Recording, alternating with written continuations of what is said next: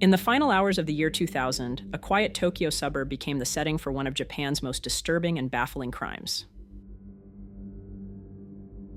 The Miyazawa family, Mikio, Yasuko, and their 2 young children, were brutally murdered in their own home. The killer didn't just take their lives, he left behind a horrific scene. Despite an exhaustive investigation, advanced forensic analysis, and a mountain of evidence, the identity of the intruder remains unknown. Today we revisit the Miyazawa murders, a case that has haunted Japan for more than 2 decades. This is the story of a crime so violent and so perplexing that it continues to defy explanation. Welcome back to Fireside Unsolved, episode 157, The Unsolved Murder of the Miyazawa Family.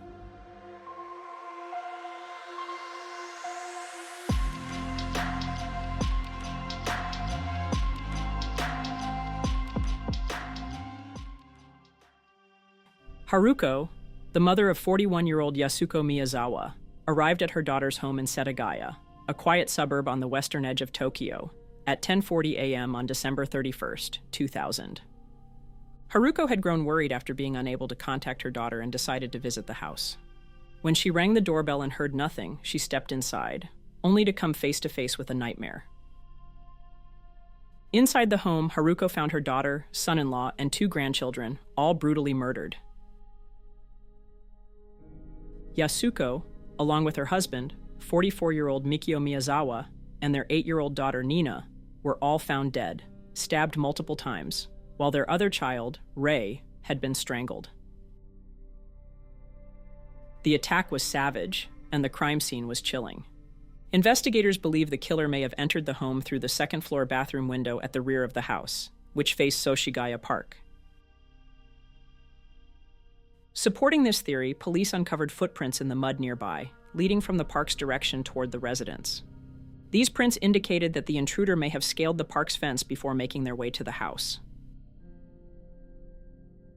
Investigators suspect that the killer then used an outdoor air conditioning unit as a foothold in order to reach the second-floor window. Once there, they likely cut away the screen and carefully crawled inside, avoiding detection.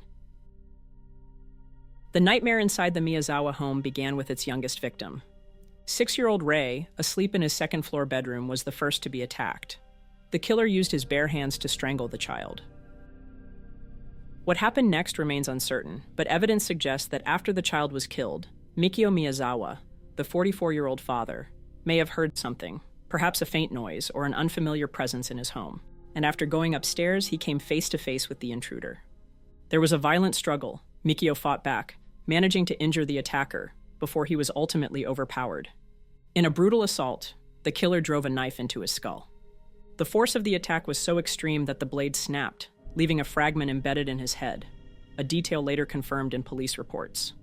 With Mikio dead, the killer turned his attention to Yasuko and 8-year-old Niina, stabbing them repeatedly with the broken knife. When the blade became unusable, the intruder retrieved another knife from the family's own kitchen and continued the attack. The attack was vicious. Niina's injuries suggested that the killer had also beaten her severely. What happened next has been described by some as just as disturbing as the murders themselves. Instead of immediately leaving, trying to distance himself from the family he just killed in cold blood, the killer remained in the house. Authorities can really only guess, but for anywhere from an estimated 2 to 10 hours, he moved through the Miyazawa's home as if it were his own. He helped himself to their food, including 4 bottles of barley tea, a melon, and several ice creams, and even tended to his wounds using their first aid kit. Some reports suggest that he may have even taken a nap on the living room sofa, though this detail remains uncertain. During his time inside, the murderer ransacked drawers, scattered documents that he found, some of which were dumped in the bathtub and toilet, and stole a small amount of money, leaving behind a much larger sum. He also used the bathroom and left his feces in the toilet without flushing. Before leaving the home, he abandoned several of his personal belongings in the living room. A knife, a scarf, a hip bag, a shirt, a jacket, a hat, gloves, and 2 handkerchiefs. An analysis of Mikio Miyazawa's computer revealed that the device had connected to the internet in the early hours of December 31st, between 1:18 a.m. and 1:23 a.m. This was proof that the killer had used the family computer after the murders had already taken place. There were also conflicting reports regarding whether the killer had cut the family's phone lines before committing the murders. While early speculation suggested that the lines had been severed as a premeditated move, there is no evidence to support the claim. Despite the wealth of physical evidence left behind, police have never been able to identify or apprehend a suspect. However, forensic analysis has provided some incredibly specific details about the killer. By examining the feces left behind in the Miyazawa's toilet, investigators determined that the perpetrator had eaten string beans and sesame seeds the day before the murders. Further investigation traced the clothing and the knife left at the scene to purchases made in Kanagawa Prefecture, offering a potential lead. Law enforcement launched an extensive effort to gather evidence and identify the perpetrator. Named Operation Roller, the initiative called in officers to go door to door throughout the neighborhood, collecting fingerprints from local residents in hopes of finding a match. However, despite the massive scope of the operation, no leads emerged. Investigators focused on a key piece of evidence: the killer's clothing. Police determined that the shirt left behind at the crime scene was part of an extremely limited production run. Only 130 of the shirts had ever been made and sold. Yet despite exhaustive efforts, authorities were able to trace only 12 of the buyers, leaving the remaining owners, including the likely suspect, unidentified. Other forensic evidence offered puzzling clues. Inside the hip bag abandoned by the killer, police discovered traces of sand. Lab analysis revealed that the sand was linked to the Nevada desert, more specifically the area surrounding Edwards Air Force Base in California. Additional particles suggested a connection to a skate park in Japan. Meanwhile, the shoes worn by the suspect were identified as a South Korean manufactured model, distributed and marketed by British sportswear brand Slazenger. These details pointed to an individual with possible international ties. A strange and unexplained event occurred months after the crime. On April 9, 2001, exactly 100 days after the murders, a Jizo statue, a Buddhist figure often associated with the protection of children, was placed at the Sengawa River, just west of the Miyazawa residence.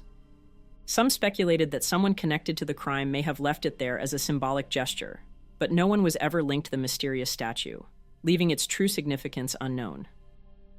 Physically, the killer is believed to be around 170 centimeters tall, approximately 5 foot 7 inches tall, with a thin build.